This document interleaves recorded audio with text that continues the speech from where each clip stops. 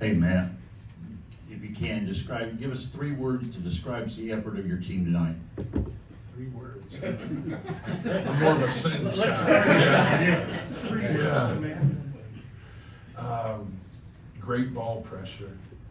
Would be the 3 words that you wanted. Could you expand a little bit? Well, you said 3 words. I know, and you're capable of more than 3 words. No, I thought, the difference in the game was, having it at 29-9, and then they never really got back into where the game was, fighting, where it was, down 10, down 12, whatever it might have been. But I thought our ball pressure, especially, I thought CJ set the tone. Those 8 turnovers that they had in the first, 8 minutes, 7 minutes, I thought set the tone for the game. And obviously they didn't have as many going forward. They ended up with 22, but we kind of know how that feels. Like when our first Big Ten game, we had 24 turnovers, against Penn State, and they just got us from the onset, and we just never recovered from it. We never regrouped. We never, just like slowed ourselves down. And but it was just one of those games where some things went our direction, and then we got in the open court and got some easy baskets. And when you're putting them on their heels in transition like that, and you have advantages, and we've played bigger in the past than we do right now, but that's something that would always hurt us, is that we would have ultimate size out there, but if we're going to turn it over and you got people at the rim, they're the ones furthest away from your rim, and now they have to, they keep turning it over, and they're behind plays, and now if you don't get layups, and then you get quick ball movement, now you're going to get open shots. So I just thought that was the difference in the game. It just set such a tone for us, and it got us in a rhythm offensively also. And your contributions from 9 guys. Yeah, just having depth and having balance really helps us. Obviously, Trey got in foul trouble in the first half a little bit. CJ got a little bit of foul trouble there, but all those guys were ready to play. I think we're really seeing some improvements, with our guys off the bench and just our overall depth. Matt, just how good was Brayton tonight? Yeah, as he starts a game and just getting into a rhythm is one thing in terms of shooting the ball and making decisions and playing, but I thought he was active defensively too. He got some steals, got into passing lanes, was just really active on both ends. But I thought his reads tonight, he just kept things simple. Took his jump shot when it was there, kept shooting even though he missed all 4 of his threes. He kept looking for it, and that's what we need for him. But he had an overall, just a good, complete game. Matt, you forced 2 turnovers the first 2 possessions. Knowing how lethal this team could be offensively, Michigan, how important was that to kind of get them out of a rhythm and disrupt what they want to do early in this game? Right, being able to pressure and not allow them just to have things be fluid, right? And they're very unique in the way Danny Wolf will play, to go along with the 3 guards that can work you downhill. So they're great at getting downhill and driving the basketball. You see there in the second half, they had a 5-6 minute stretch where they just kept attacking the rim. And that's what they want to do for 40 minutes. And so I think that got them on their heels where they weren't the aggressor. When you see when they're the aggressor and they're attacking, things really open up for everybody else. But it's just one of those games for us where we got off to such a good start. They never really quite got into their rhythm. So. Matt, you talked about using 9 guys, and I'm sure there are people who play inconsistent minutes who aren't pleased with their roles at times, but how do you navigate keeping everybody pleased or happy enough with just buying into a role over the course of 35 to 40 games? Yeah, well, winning's good enough. If you ever find someone that's upset about winning, then they probably shouldn't be in your locker room. And then you're like, well, this guy can do more, he can do that. Like, well, you're putting that ahead of what's most important for us. And everybody wants to be Braden Smith and do that. Braden Smith earned the right to have the ball in his hands and to play that way. He has the skill set and he has the game. So we really just get guys to understand of playing to their strengths and just keep playing to your strength, and don't get away from that, and just be fundamentally sound. It was one of our main things to start the game that we just kept harping on in practice. Just keep things simple, be fundamentally sound, play through shot fakes, and now just make easy, simple plays. But yeah, it's part of a team, right? It's part of coming, and you hope that can help you in recruiting because you have ultimate success. Like, kids got to think more of, I want to win a Big Ten championship. I want to play in the NCAA tournament. I want to advance in the NCAA tournament, instead of like, I want to play the most minutes and I want to shoot the most. Like, if you can find those guys that want to be in that role, there's nothing wrong with that.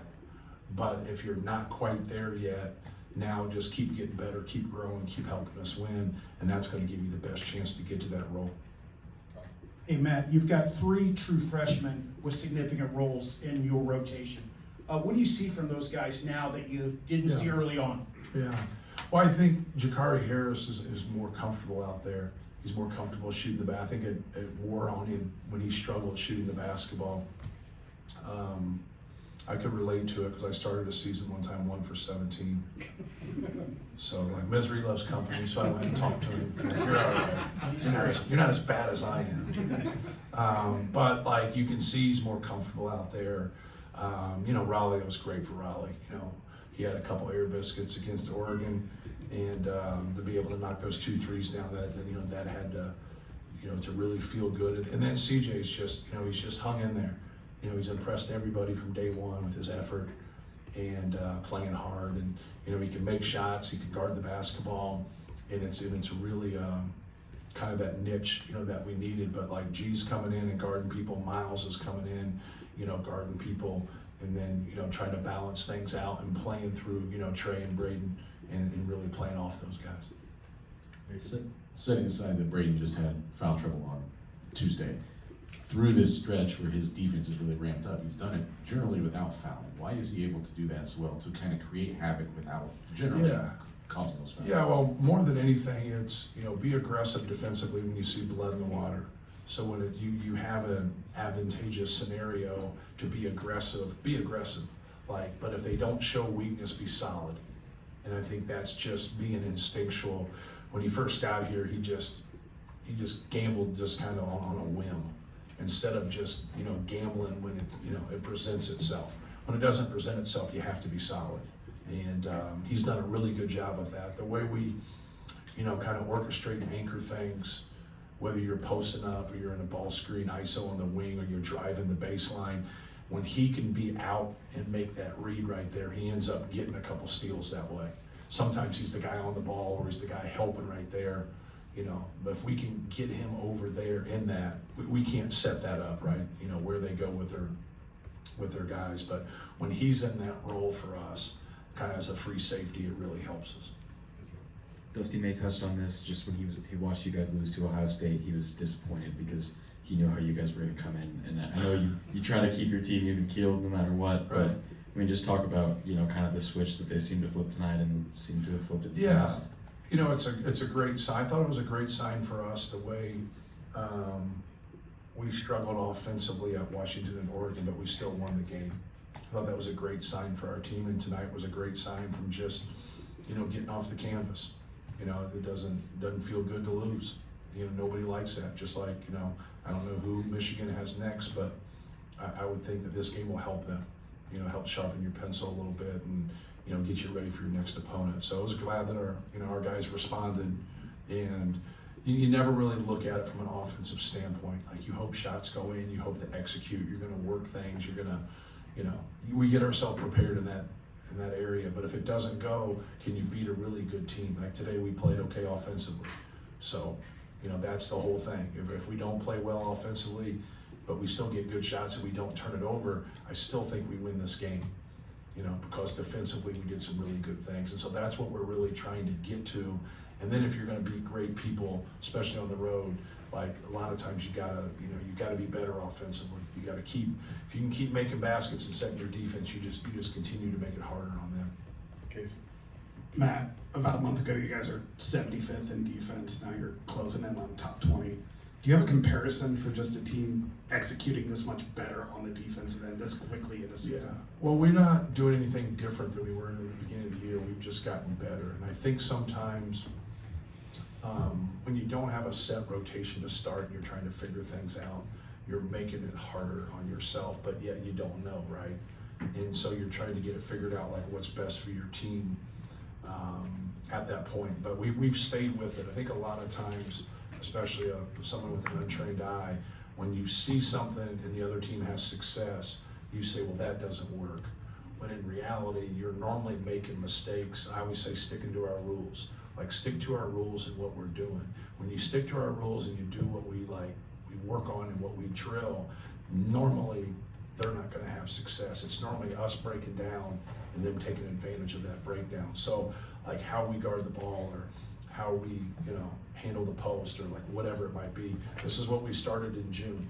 We felt like, we could have lineups with no rim protection when Daniel wasn't out there. And we also thought physically, like, where is he gonna be as he goes through the Big Ten season, right? We didn't know.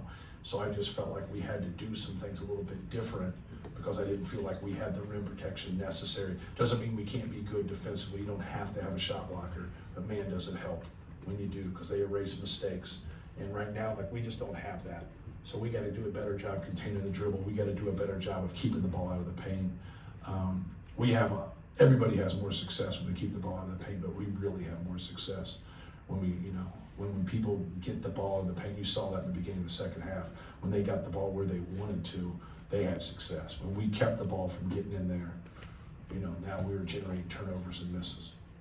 In the back, and then Sam. Matt, I don't know if you already asked this, but if you wouldn't mind talking the X's and O's of your defense tonight to really make it difficult on a team that, had a lot of...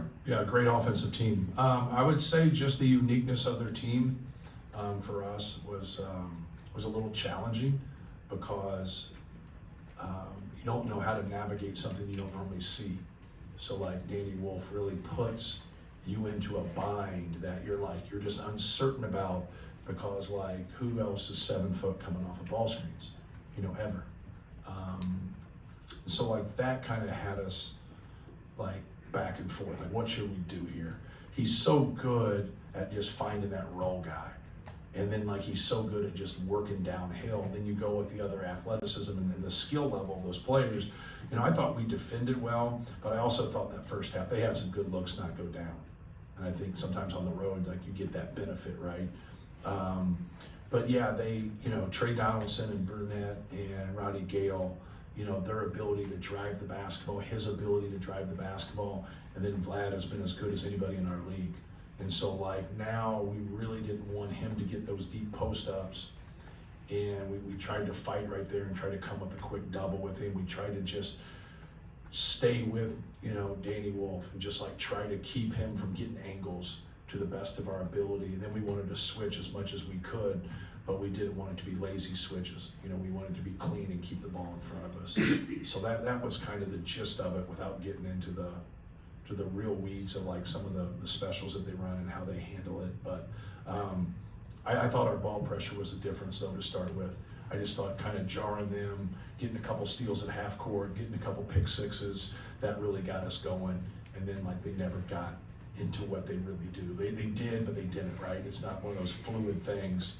You watch them play and you're like, on tape, and it gets frustrating. Like, you're like, how in the hell are we gonna stop them, right? Like, it's just one of those deals. But your defense has got to help you.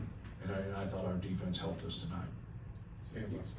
Now, this isn't really basketball related, but just your tennis shoes, the coaching staff tennis shoes Right. that cancer patients designed, Right. and somebody's going to pay thousands of dollars for these tennis shoes, which ultimately goes back and Right. helps these kids hopefully live a better life, or as good a life as they're capable of living. Right. How special is that for the team and the coaches, that these are things you maybe take for granted at times, and then something like this happens that can really help out some Yeah, people? just great. Like, the more ideas, we've done a lot through Coaches vs. Cancer and the American Cancer Society, and just events and different things. But anytime we can do things of this nature, just for the overall awareness, more than anything. But it was really cool that, we had, kids that are cancer patients, like, design our shoes and have our shoes, and now we can auction them and raise money, to help, go against this dreaded disease. Thank you, guys.